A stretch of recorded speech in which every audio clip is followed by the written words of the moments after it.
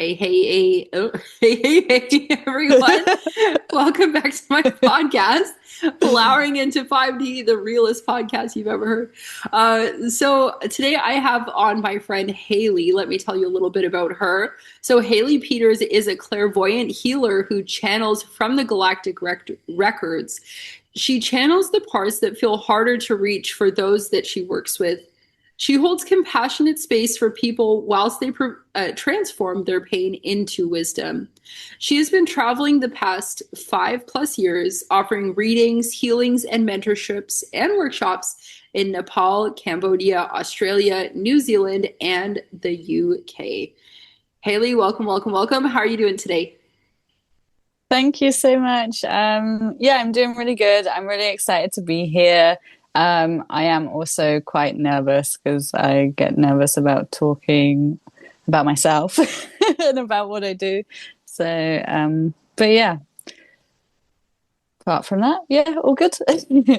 Well, I'm excited. I'm excited to learn more about what you do and just know, as a friend, I'm here to listen, and I'm just excited because I've got some questions for you because I love that you're a clairvoyant healer. I want to know about the galactic records. I'm asking the questions today. Yeah, and also I would just like to put it on the table Yeah. straight up that it's an edge for me, like being more open about the galactic record side and about Mm. the galactic consciousness side. And I think that's why I'm nervous, because I normally keep that pretty well hidden. I don't normally share it, but I'm pushing myself to step more into that because it's feeling very aligned. So yeah, I'm meeting my edge today. Well, hey, congratulations for that because that's huge to not only have the courage to admit that, but also to then do it. So, like, major props for that. Thank you. Yeah. So tell me, like, how did you start to communicate with galactic beings? Because like I don't know a lot about that. So just share everything. I'm so curious. Hmm. Thank you. Thank you for the great question. Um, so where to start? Yeah, it felt like they found me. Mhm. It sounds pretty cliche, but I remember being in Cambodia where we met, and so this was maybe 4 years ago now. This is how long I've been in the closet, and the I was in meditation and I received this download from now I know the Arcturians, which are one type of galactic beings. There's many different types, but they're also one of the more common ones that we first make contact with when we start to communicate with galactic beings. So I'm sat in meditation, and then I just feel this energy come in that's like nothing I've felt before. It Mhm. was this stillness, this peace, but also this strength. They come in with such a strength, and I would explain that Arcturians as like a more masculine energy. Mm. They're very direct and practical, and yeah, they don't fuck around. um, of course, I was really skeptical the first time that happened. I was like, "Oh yeah, I'm talking to aliens. Yeah, all right then." Like mocking myself and doubting it and all the other normal human processes that go on when connecting with these more spiritual aspects of life. Um, and I remember telling my partner at the time, like, "Oh, we're aliens." uh, yeah, I'm not sure what he really thought about it. But anyway, um, from there, it's really developed. And now I'm connecting with the Galactic Federation. And I invite them into my sessions frequently, and I normally just yeah I just invite them in, and then that's that. But now I'm starting to share, like, I'm going on a bit of a tangent, but I'm allowing them to channel through me more often now, and actually sharing that rather than just being like, okay, I invite them in and then being like a bit shy. You're like, okay, you're here, but don't just Just stay over there a little bit. Now it's like, yeah, I guess I've built up a trust with, so for me it's a lot around trust. I have to trust the beings that I'm communicating with, and I feel now I've built up a really good trust with the Galactic Federation, other galactic beings, and energies that I channel, like the Lemurians and Andromeda. I've been channeling energy from Andromeda quite a lot recently, and that's a new one for me. That's so cool. And, I'm going to be honest with you and say, like, I want a channel, like, I'm like, hey guys, like, what's up? Come through, but I don't really know a lot about like how to do that. I don't I'm just a little bit clueless when it comes to it. So I'm just curious, like, how exactly do you know you're channeling versus just like having an experience? Like I'm just so curious. That's a really good question, because sometimes I actually still question myself, like, is this really channeling or am I just making this shit up? And okay, so the way that I know that I'm channeling is that I can feel that it's an energy that isn't mine. It feels like a consciousness, a different consciousness to my consciousness, because of course we know what our energy feels like. We're in it all the time. So it's like, I guess the best way I can explain it is like when you feel someone else's energy coming towards you, of like a physical person. It feels like that, but there's no one around physically. Okay. Does that make sense? It does. Yeah, it completely makes sense. I'm curious, like, because I try to speak with my angels, I try and communicate with them and my spirit guides and whatnot, but I kind of have like some doubts in myself in that, like, oh well, is it really my angels that I'm communicating with, or is it just like my higher self or like part of myself, so like, is it like, do you also speak with angels? I do. I work with angels. Yeah. I mean, I wouldn't say I speak with angels necessarily, because I feel like we all have our niche of what we connect with, and I definitely connect more easily with galactic beings over angels. I don't dismiss angels or disbelieve in angels. I invite them into my sessions. I believe in their power. But I have a really strong trust. And for me, this is the key part, is trust. I've got a really strong trust with galactic beings. I know that I've had many past lifetimes as a galactic being. So that also helps to build that trust. I know it's not something outside of myself.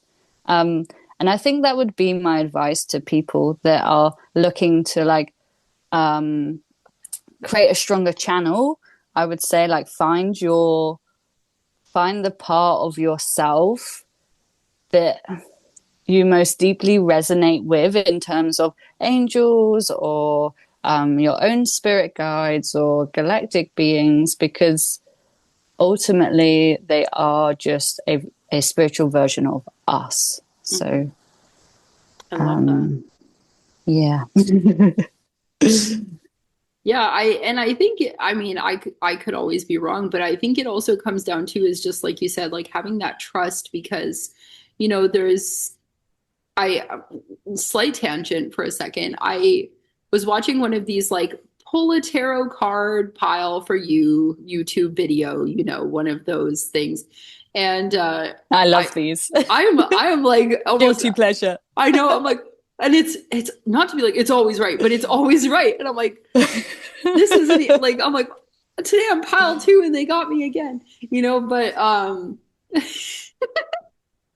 and I was watching this one yesterday, and it was talking about, like, for me it was like, you have some entities around you that like are doing this like trickster energy stuff, and I was like, I mean, I kind of knew it, because there was just like, the signs where like I was waking up sore and like just my energy was drained by like junky stuff. I'm like, why do I care about this stuff, But anyways, it was like these entities around you have like they're tricking you and like presenting as something when they're actually something else. And I was like, oh my gosh. So now I'm like, I'm not that I'm questioning everything per se, but I guess I'm just wondering, like, in your opinion, how do you have that like trust? Is it that the people you are communicating, I mean, people maybe is not the appropriate term, but the beings, the ones whom you're communicating with? I mean, like you said, you've been doing it for a long time and you've built that trust, but is there anything else that you could suggest to like, not like a code word or something? I know it doesn't work like that, but like, yeah, how can you build that trust that that they're the real ones, Yeah, that's such a beautiful question. And it's such an important part of building the trust, because the entities do masquerade as beings that we connect with. So they will pretend to be our spiritual guides, mm-hmm. or the galactic beings, or whatever we're choosing to connect into. And I've had it myself where I've decided just not to connect for a while because I've felt something off. So I've gone, I'm not sure, so please go away. So discernment is the key piece. And whenever I connect with any energies, I ask those energies, like I communicate with them, and I ask them, are you here in unconditional love?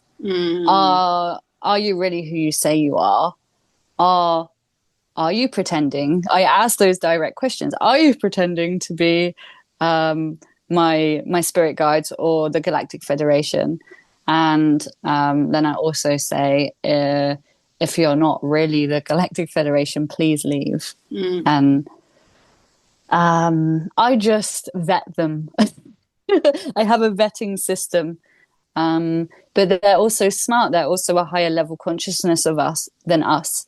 So I change my vetting system sometimes, because I just want to be really thorough.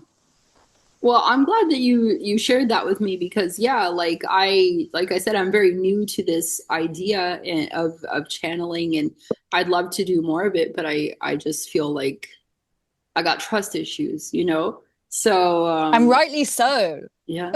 Rightly so. Especially now in these times. Yeah. Yeah, wild times we're in, it feels like.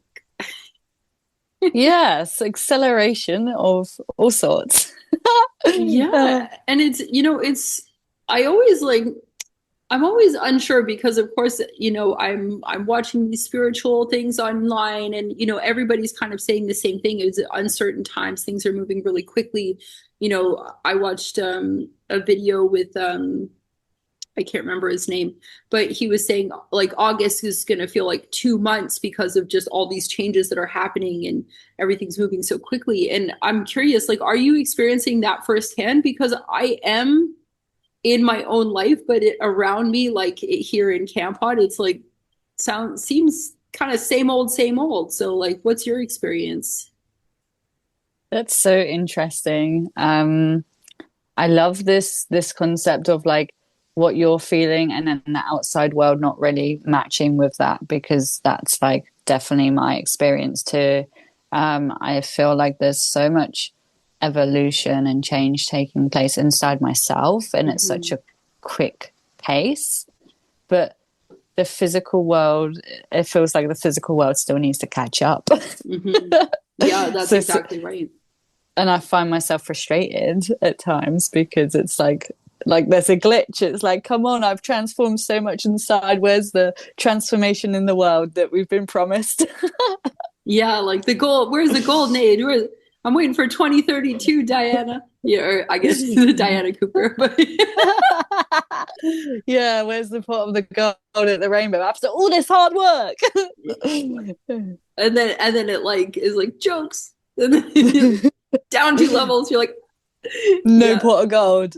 Yeah, just more like, rainbows. Yeah. Yeah, Yeah. it's funny. Like, I mean, things have changed here in Kampot. Like, I mean, especially, with the border being closed between Cambodia and Thailand, like the land border that is, like, yeah, people are hurting. So I mean, it's not exactly the same. It's not, Campot 2020 COVID where, everybody's going to chanting circles on the weekend and stuff. It is different in that way, but yeah, it just feels like you said, like kind of we're waiting for the rest of the world to catch up. And I'm like, are you guys gonna catch up? Or like, what's Yeah, and I guess what we're wanting to see is positive change, right? Whereas at the moment, we're still seeing a lot of conflict and a lot of war and terror and separation and divide um and it's this time is prophesized, and it's said in these prophecies, as you probably know, that this is the tipping point. We're going to see a lot more wars and a lot more natural disasters. So we are, I believe that we are at that tipping point, but it'd be nice to be out the other side. I'm like, I'm ready. Like, I'm ready. And I'm Yeah. just curious, like I've also been hearing, like, again, from these like spiritual YouTube videos that I enjoy, that there's this like kind of the point where like people's like timelines are not timelines, maybe that's the wrong word, but people are going to either like evolve or just stay where they're at, and then like I don't know I don't mean to be like they're all gonna die. I don't mean it like that, but I mean like, either Yeah. you evolve or you don't. And I don't really know what happens for the don't. Do you feel that that's true? Like, I'm curious your opinion on that. I feel that and I've heard something similar, and there's this lady called Kerry Kay that I follow on Instagram, and she was talking a while about, she's a spiritual teacher, and she was talking a little while ago about the timeline shifting, Mm-hmm. and how there's like they were running in parallel before, whereas now they've separated. And another way I've heard it described is like 3D and 5D, so like Yeah. these different densities of consciousness, right? And I can say that I've personally experienced that in terms of how I feel in my connections with people and observing people who are still remaining in those lower densities of consciousness. It's like before I would feel, and this is just my interpretation of it, but it's like before I felt so affected by them and their lower levels of, I don't like to say lower levels of consciousness, but how else do I describe it? And now I'm able to just like take a stand back and observe, and I actually feel unaffected by it compared to how I used to feel. Anyway, I know so exactly what you mean. do you feel the same? I mean, I'm working on it. I mean, I feel like it depends on who it is. If it's somebody closer to me, it's a little bit harder to take that step back and be like, whoa, what? But like seeing things that aren't directly in my world, like my personal world, yeah, it's just kind of very much like, oh, okay, well, they're going to do what they're going to do over there. And I'm over here, not to live my best life, but, in my own kind of world, really, like I, I really feel called to help women with borderline personality disorder, myself also receiving that diagnosis. And I mean, Yeah. there's a lot of victim mentality going on in like the Facebook groups for people with BPD. And yeah, like I see it, but it doesn't hit me like that. Like I don't feel angry. Like I feel like maybe before I would have been like, come on, dude, like get with it. We all have our struggles, but we don't need to like sit here and like cry about it all day. We're the hero, da da da da. But now I feel like I'm able to see that and feel compassion for them without holding that like resentment, if that makes sense. Yeah, that makes complete sense. Evolution, baby, 5D. Evolution, yeah, and that just shows, doesn't it, the process, the progress that we're making on our internal journeys.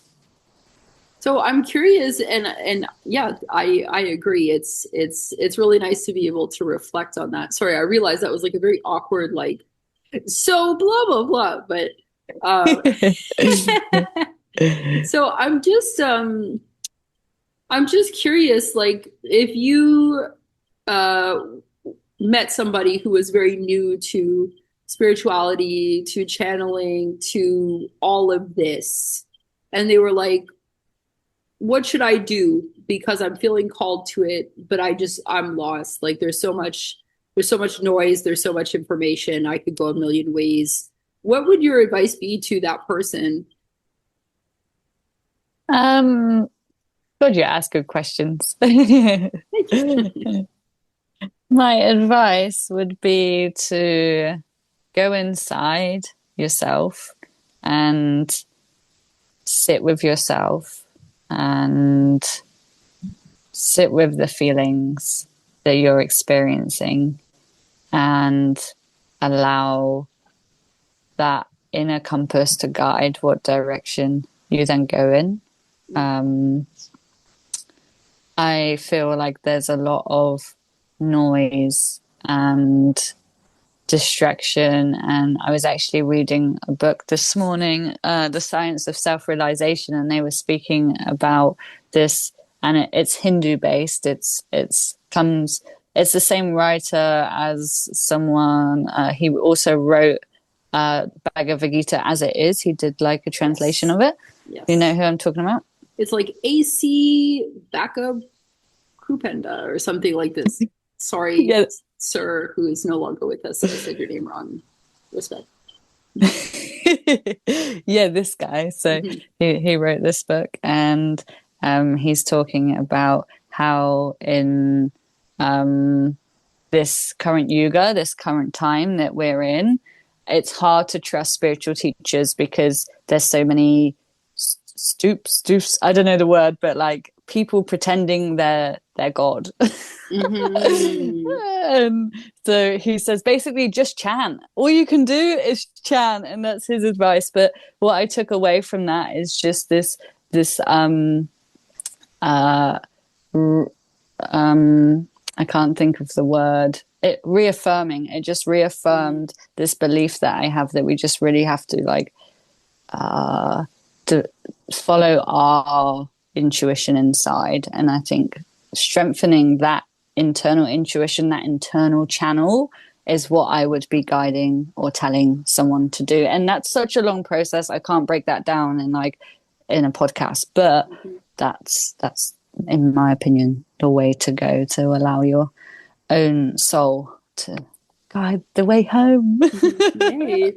And I think cliche. No, but hey, it really is coming back home to ourselves, our higher selves. Like that is our ultimate self, I believe anyways. And I think it's important also to mention, just speaking on like false gurus and stuff, and because there's a lot of them, any kind of guru or leader or teacher or whatever that is going to sit here and tell you that they have all the answers and that how you have to go to them and nobody else, like, I feel like that's very red flag. And maybe that's a lot of the problem, is that, I mean, if we're going to go back, like, oh, people in school aren't taught to like, have discernment, and they're just taught to kind of sit down and listen and don't ask any questions. And, it's, if the guru or the teacher is not teaching you the tools to do it yourself, that's a big red flag for me. I agree. Yeah, 100%. Because I mean, like, I feel like we're both here to help people in different ways, but I mean, helping is different than I'm your guru and kiss my feet and do controlling. all this other stuff. Don't kiss my feet, Yeah, hey. exactly. Yeah, and I think another aspect of this is like there's people out there preaching without practicing, and that's the thing that's tripped me up at times. So that's what I would say to someone who's starting off on this journey. I'd say just watch out for that and make sure that the person is practicing what they preach and they're not just trying to make money or whatever, gain fame or whatever it is. Mm-hmm. So important. So important because yeah, there's a lot of ego involved in, I mean, in everything these days, but even in spirituality and allegedly helping people. It's yeah, there's a lot of fake going on. Yeah, and I think because spirituality or consciousness is rising in a time where it's called the Dark Age, also the Kali Yuga. That's why there is so much masquerading of light, and ultimately, it's just an opportunity for us to stand deeper in spiritual sovereignty and to like build up that spiritual muscle, right? And really be able to discern, like, okay, that's false light, that's true light. So true. And yeah, I feel like the only way to build that up is really to experiment. And it's, you can watch spiritual YouTube videos all day, but if you don't actually sit with yourself and like go meditate or like actually, do yoga or whatever your chosen way of connecting internally, doesn't do anything at the end of the day. Absolutely, yeah. And I would also like to just emphasize the need for spiritual protection. Like there's, of course, protecting through discernment of who you engage with, like we've just been talking about, but there's also just like, having the intention to protect your energy. There's loads of different methods that you could use for protection, but it's something I'm always banging on about, psychic hygiene. Yeah. Well, I think it's very important. It's the same way that you should protect your energy around people when you go out in public. You shouldn't just walk in and be like, hey, who wants to talk my ear off for 4 hours? Like it's, you would, I don't think most people would do that. So it's the same thing with, energetics and spirituality, I think. Absolutely. What's like one way, what's one of your like go-to ways to like, use spiritual hygiene, I think is what you called it. What's one way that you would recommend somebody cleanse themselves? I'm sorry, I'm like stumbling on my words again. Here I go stumbling, but yeah, share us, tell us. I get your question. Oh, I love that. So for me, psychic hygiene is like hygiene. Thank you. That's what I call it. I don't like the term, but at the moment it's the term I'm using. And hygiene just sounds a bit, but anyway. Psychic hygiene for me is like there's many parts to that, and there's many steps to psychic hygiene, and it's something I could talk about for hours. But in terms of just like simplifying protection, I think protection's like a really key part of that psychic hygiene. I'd say clearing and protecting. Which are quite commonly known, I feel.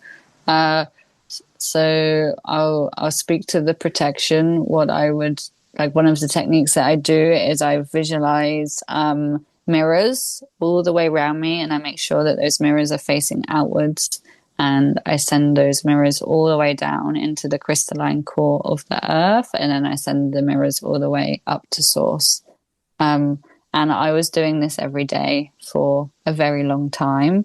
It was a daily practice. I would do it every morning.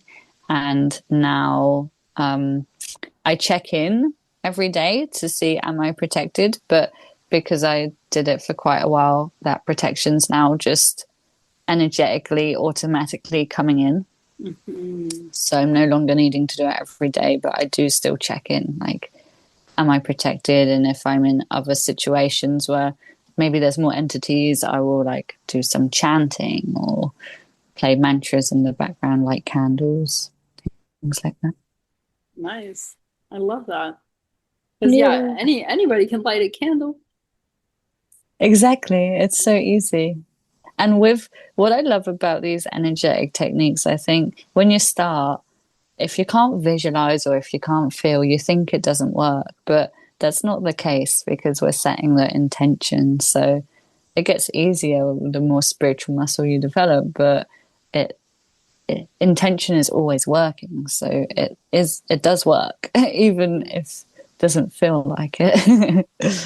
And I love the term spiritual muscle because that really, I feel like, illustrates that it's not going to happen in one day. You're not going to start, go from I've never meditated before to all of a sudden, like your level of channeling with galactic beings and like having these conversations, like, and I feel like maybe it's not just the Western world, but I'm from the Western world, so I'll have to speak on that. But I feel like in the Western world, it just has to be now, now, now, now, now. I have to be a master today or forget it, Absolutely. And yeah, instant gratification. Exactly. And I mean, it's just because you can't sense it the first time you do it doesn't mean it's garbage and you never do it again, but I feel like that's such a like Western mindset problem that really just Rome, like that classic Rome was not built in a day, but it's facts, Absolutely. Yeah, it takes time. It takes time for these things to integrate.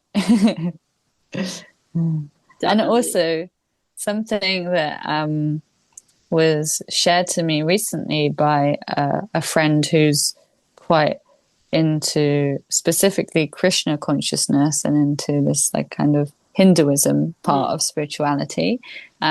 She shared something that she'd learned from the scriptures, and I'd like to share it today because it's really interesting.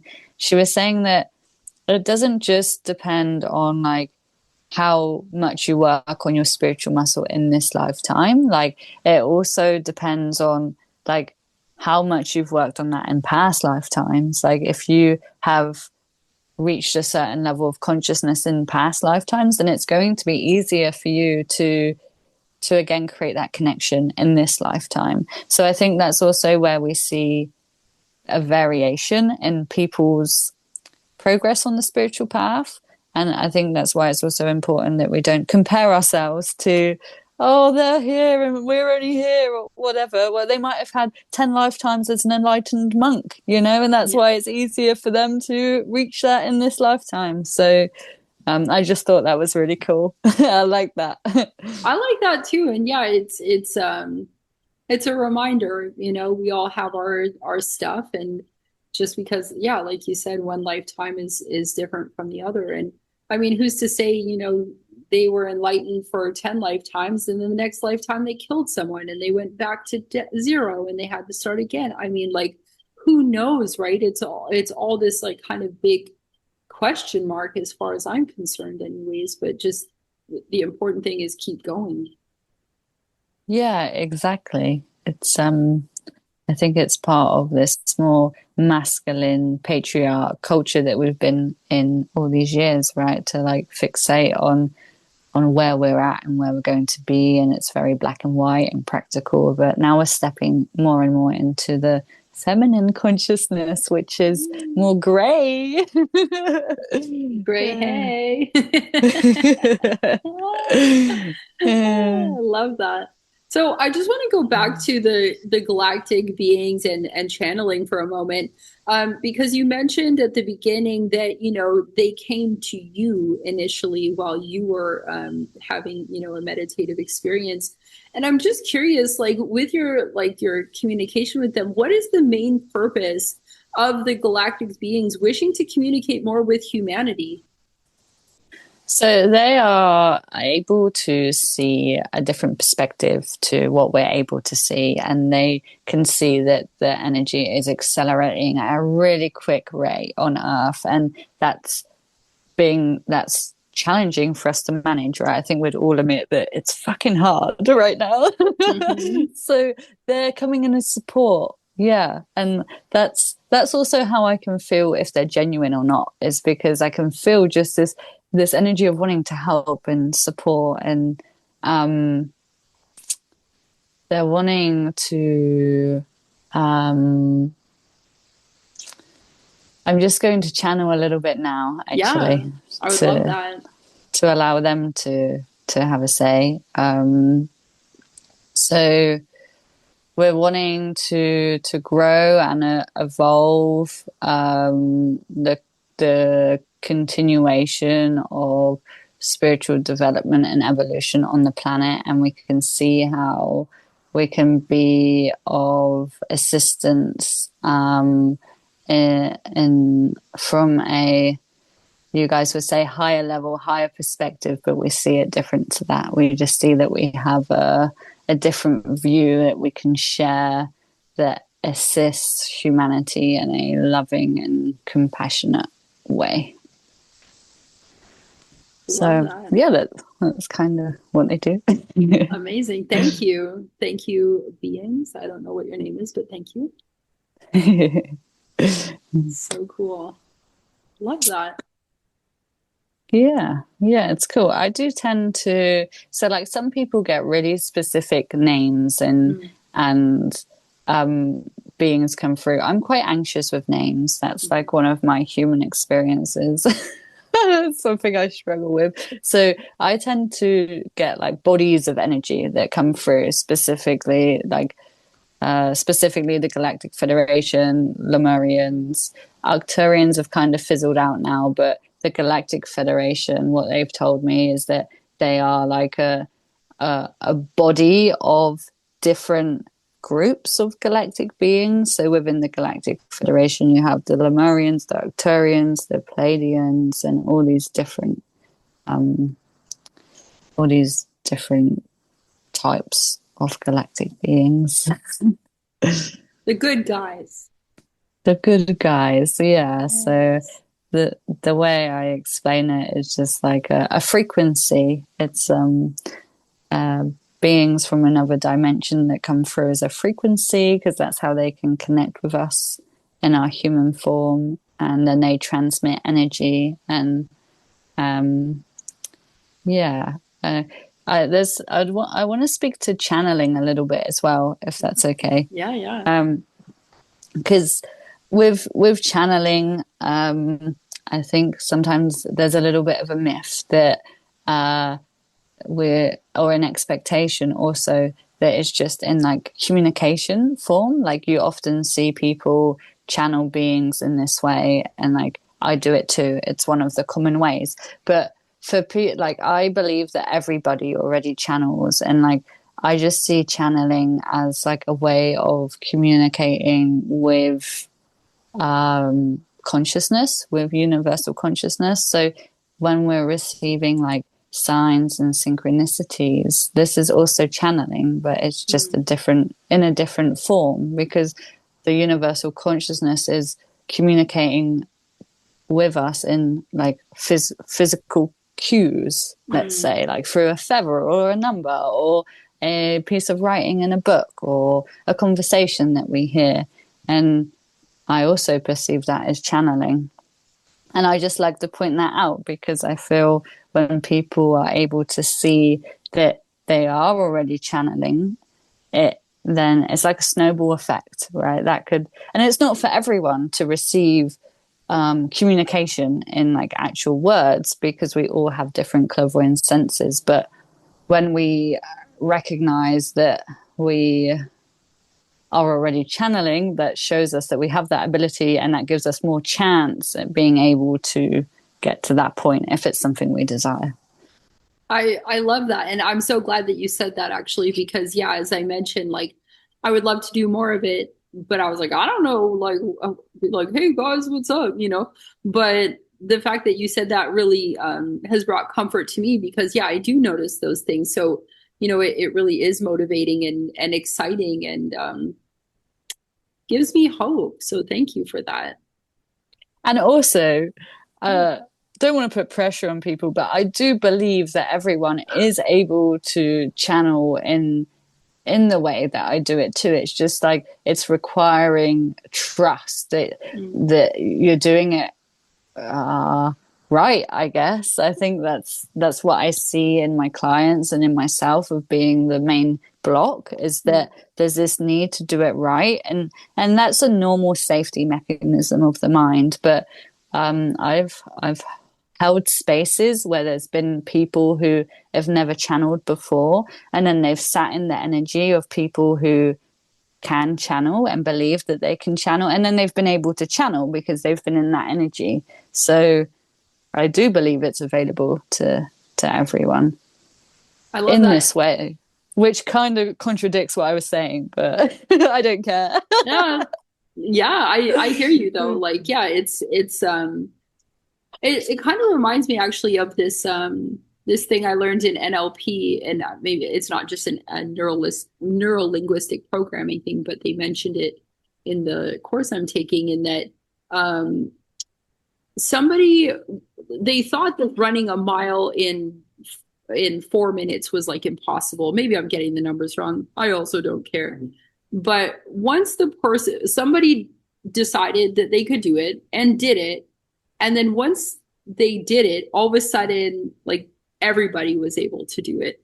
You know what I mean? So it's like, yeah, Yes. once the belief was that it wasn't possible was shattered, and they saw somebody else do it, then, that motivation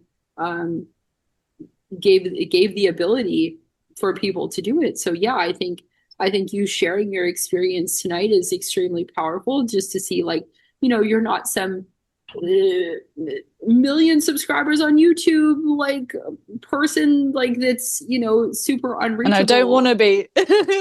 No, but you know what I mean, right? Like, you're like, yeah, not to a be normal like person. yeah, like, you seem like, not to be like, you seem like a normal person, because I don't mean it like judgmental or anything like that. Of course, you know that, but you're very approachable and you're very down to earth, and I think that that's important, because if you can do it, I can do it, then we all can do it. Like you said, we all have these abilities. It's just having a little bit of guidance from a real helper, and not a false flag guru or whatever, fake person. False light. False light. Thank you. Come back to that. So, Hayley, I would love to know how. I'll give you the open mic. How can people work with you? How can they connect with you? Speak your piece. Go for it. How can people work with me? So I have my social medias, Facebook and Instagram, and then you can also private message me on there, or my email, which I think you'll drop in the bio. I don't have a website or anything like that at the moment. I'm still pretty low key. So yeah, I think they're the best ways to work with me. Awesome. And do you have anything coming up for people to, because I know you mentioned that you were offering readings and healings and mentorship and workshops. Do you have anything coming up where people can connect with you? So readings and healings and mentorship, they're things that are just like open, and people can just reach out for that. And then it's just depending on my availability and their availability. In terms of something specific, I've got a couple of ideas in the pipeline, but nothing tangible just at the moment. I've just come back to the UK from New Zealand, so just been landing and integrating and transitioning. But yeah, there will be some more tangible things up soon in terms of online workshops. Awesome. Well, I look forward to keeping updated with all of your happenings and amazing offerings. And I'm sure everybody else will too. So yeah, thank you so much, Hayley. It's been an absolute pleasure having you on. And do you have anything else you want to say before we say bye?